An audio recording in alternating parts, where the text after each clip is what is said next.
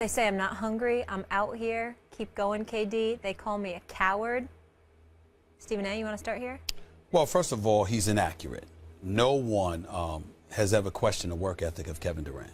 Kevin Durant's a basketball junkie. So that is just not true.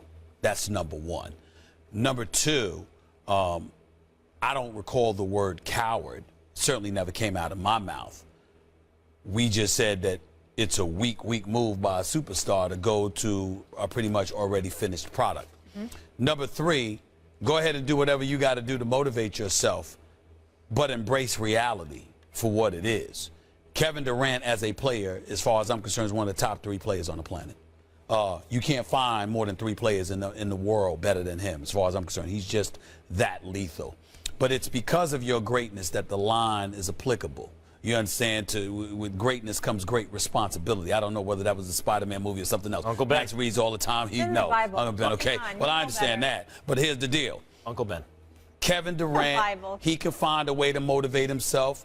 Hopefully it will work for him. But in the end, he brought all of this on himself. He brought it on himself because of the team he went to. He brought it on himself because of the way he handled his departure. And that has a lot to do with it. And what it comes down to is that he's trying to adopt this victim's mentality. Okay. He is no victim. You are not a victim when you go to a 73-19. You are not a victim when you blow a 3-1 lead in the conference finals and then leave less than or about a month later to the team that beat you. You are not a victim when you are the prohibitive favorites on a team already loaded with the 2-time league reigning MVP and the greatest shooting backcourt in history. You're not a victim. So, you know, he goes out there and he practices because that's what he does, and he's a basketball junkie. He's committed to it. But that victim's mentality that he's trying to adopt, it doesn't fit him. It's not going to work. He is no victim. So let me get this straight now. We're acquiring footage, one way or another, of a guy just about all alone in a gym. Sure. After hours, working on his game. And what he says out loud to motivate himself now, we're going to take as some PR stunt by the player? No. I don't care what a player does to motivate himself. Marcellus Wiley, my former broadcast partner on TV and the radio for almost 6 years, used to tell me a saying that is, I believe it was from his grandma Blackie. She used to say, "Don't tell me about the pain, show me the baby." No one cares how Durant gets there. Certainly, I don't care how he gets there. Just got to get it done. And if what it takes is motivating himself, even if it's ridiculous. Look, athletes always find these ridiculous ideas, straw men really, to take shots at, to give them motivation. And the example I usually use is Derek Jeter, I remember. I think it was after the '98 season, I'm pretty sure, where they won 125 games and swept the World Series.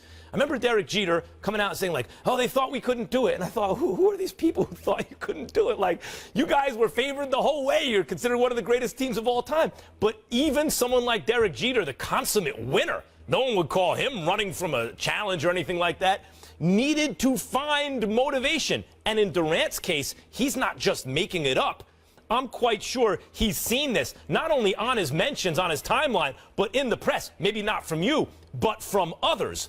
He's a coward. He took the easy way out. And so there he is, using whatever he can, kind of narrating his own story in an empty gym, working on his game. I got no beef with KD.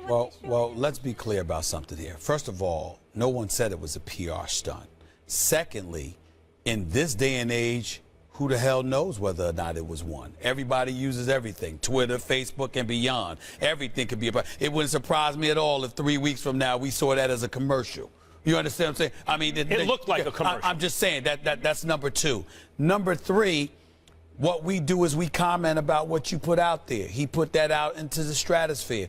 I'm not losing any sleep over Kevin Durant. I sleep quite well, and when I don't sleep quite well, it's because I'm busy for different reasons other than Kevin Durant. So please, I wasn't going there. Okay. Get your minds out the gutter. I'm not talking about that. Okay, I'm just saying. Post-game, watching Sports Center, you know, all of that other stuff. All I'm trying to say is that it ain't Kevin Durant. Nobody's losing sleep over that. All I'm saying is I'm commenting about this from this perspective.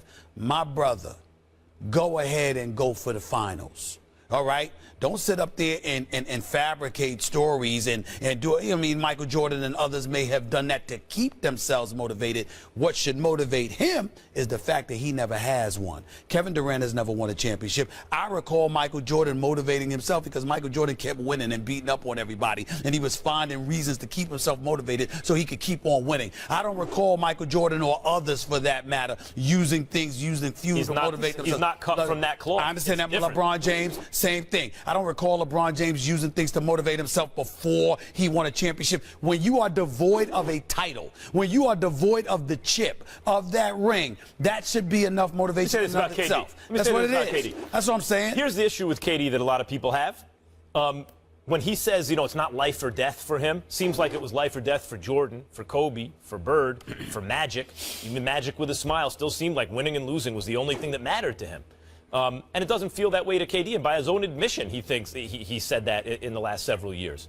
Well, and the question with him is, and what's held against him, I think, by you and others, is that idea that he's not cut from that MJ Kobe killer cloth, right? However, I find it, look, what he's trying to do, maybe you can't do it with that kind of personality, but I find the world a more interesting place if he can. I'm interested to see an original. Here's a guy who doesn't have that overbearing alpha personality, who's just great at basketball and who can win championships anyway, though we both agree he's given himself an enormous advantage on the Golden State Warriors.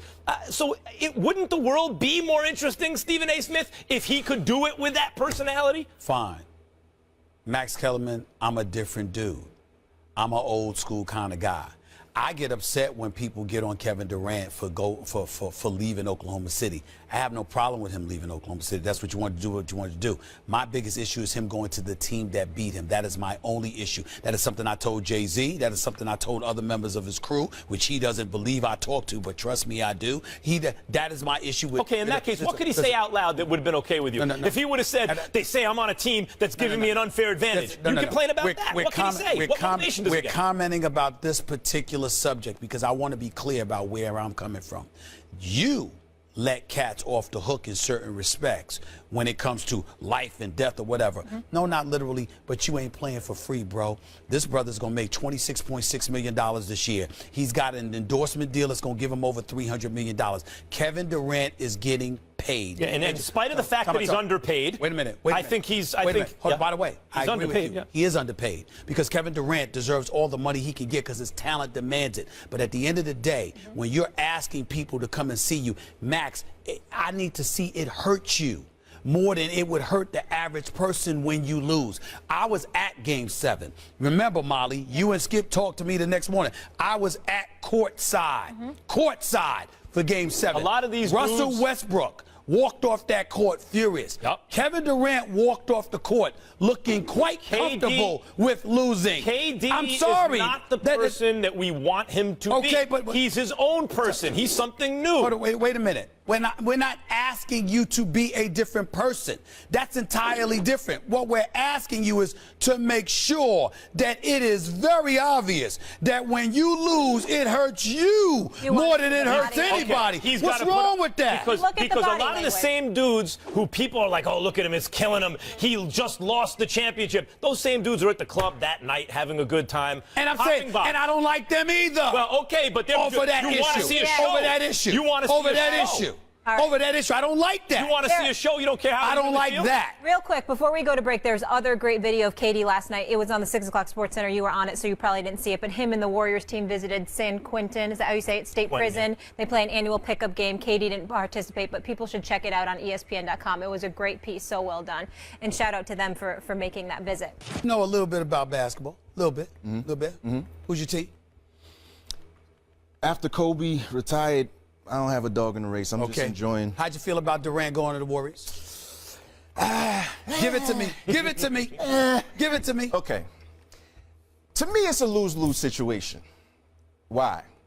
They already won a chip without you, so they don't need you to win the chip. Yep. If they win the chip with you, you didn't really help that. And if y'all don't win the chip, what was it all for?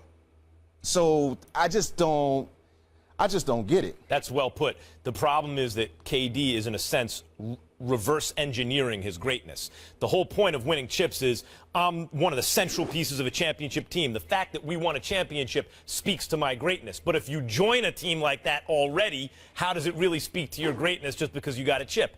The caveat here is LeBron James is so great that when he has some help, other superstars around the league recognize we just need more. Like, to get over that hump, we need more. And I think that's what KD did. He saw LeBron, was like, all right, what's it going to take to get past that guy? Do you think they'll repeat? I think they have the Warriors? Yeah. They're not going to repeat because they didn't win. No. I mean, they'll win again, though. We'll see. Sounds like you're taking the Cavs. Because that's not the Cavs answer. Well, I'm saying I was very, very impressed at what the Cavs did last year. Like, and I think that's one of those, to make it a box analogy, that took something out of that team. They young and they spry out of the Warriors in terms of legacy.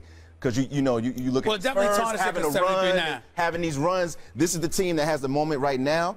And I think Bron and them took a piece out of that team last year. You could say that. Here's where I'm not challenging it, but I would say this. Harrison Barnes is gone. Andrew Bogut is gone. Draymond Green getting suspended game 5. Then Bogut getting hurt in that game and not really available for the last 2 games. Iguodala getting hurt game 6, not really available. I mean, for the rest of game 6 and game 7, he wasn't himself. I'm saying to you, this is the year, because if they go and get Kevin Durant and then turn around and lose again, that's when it's really, really bad. Now, that's bad. I mean, but you're saying that like it's not possible. Like, I don't know why everybody's just thinking the Warriors just going to walk in like it's that easy to go to 3 back-to-back. That's him. He's got them favored. I don't know. He's got them winning. I think they can win it, but I'm not ruling out the Cavs at all. But definitely it's a 2-horse race. I think it's the Cavs and the Warriors trilogy. Ain't no way in hell it's going to be anybody else. Well, you can't count out LeBron after. We just saw, you know what that was last year was Muhammad Ali versus George Foreman. Once Ali upsets Foreman, which is impossible to do. Foreman 40-0, 37-9. He's going to kill Ali, and Ali upsets him. After that, tough to pick against Ali. Right. But this is like the next guy is even better than Foreman. Like, Foreman just went and reloaded. This is they took Harrison Barnes away, and they turned Harrison Barnes into Kevin Durant. Good luck, because that went 7 games last year. By the way, he's got to get ready to go. Before you go, I can't. I was told I couldn't let you off the hook. Who's your best friend since high school? Marlon Wayans, that's my boy. He texting you right now. He's a hater. He said that you lying, that you're jumping off the bandwagon, that you're a diehard Lakers fan, and you just don't want to acknowledge it because. Didn't I say? No, you said Kobe. You said Kobe. You said Kobe. You said Kobe. I said since Kobe left the league, I don't have a dog in the race. But he's saying that you do have a dog in the race. That's what he's trying to say about you. No. Since Kobe left the league, the Lakers just ain't the same. It ain't the same. You and Marlon have to play the newlywed game or something like that. He doesn't know you. He's a bandwagon. He doesn't know you. Who's ever winning in the year?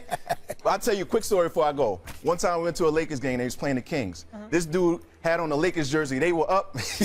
And then when they went down, he took off that